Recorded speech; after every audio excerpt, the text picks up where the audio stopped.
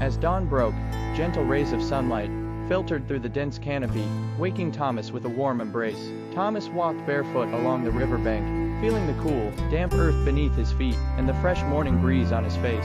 He paused to watch a family of deer drinking from the stream, their delicate movements blending seamlessly with the surroundings. Thomas sat by an ancient oak tree, its gnarled roots forming a natural seat, as birds sang melodious tunes above him. As the sun set, he gazed at the sky painted in hues of orange and pink, feeling a profound connection to the world around him. Under a starlit sky, Thomas lay on the grass, the whispering wind and distant crickets lulling him into a peaceful slumber.